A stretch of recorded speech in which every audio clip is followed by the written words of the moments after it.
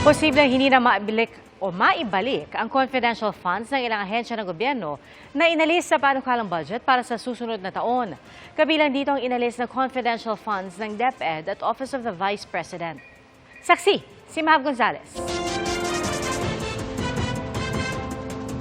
Ang confidential funds ng civilian agencies na inalis ng Kamara sa bersyon nito ng 2024 national budget, maibalik kaya ngayong pag-iisahin na yan at ang bersyon ng Senado sa bicameral conference?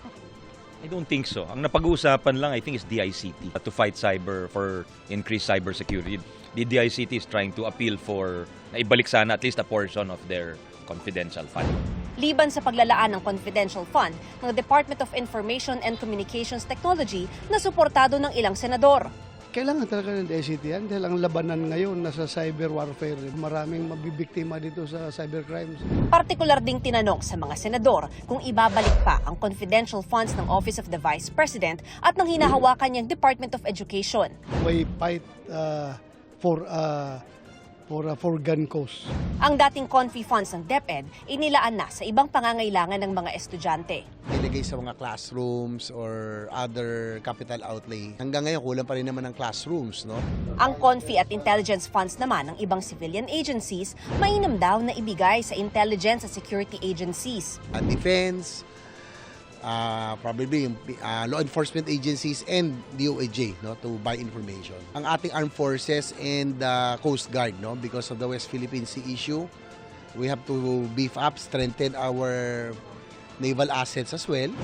Pag-aaralan naman ng Kamara kung isasama sa final version ng budget ang probisyong inilagay ng Senado para hindi maulit ang paglilipat ng 125 million pesos mula sa contingent fund ng Pangulo patungo sa confidential funds ng OVP noong 2022. Hindi pwedeng i-realign yung or hindi pwedeng i-transfer yung mag-release from the contingent fund to confidential funds for civilian agencies.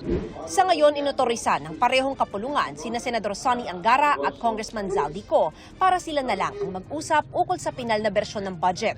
Kabilang sa mga isasaalang-alang, yung social services, we want to fight the inflation, yung inflation sa bigas, sa yung mga ayuda, no, social services, para naman baka mamaya madagdagan pa yung problema sa mga giyera or sa inflation.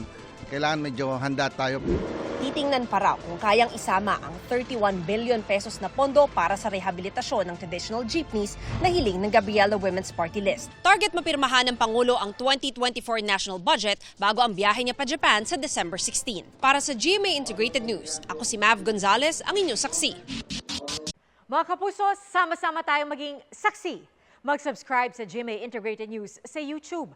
Para sa mga kapuso abroad, samahan niyo kami sa GMA Pinoy TV at sa www.gmanews.tv.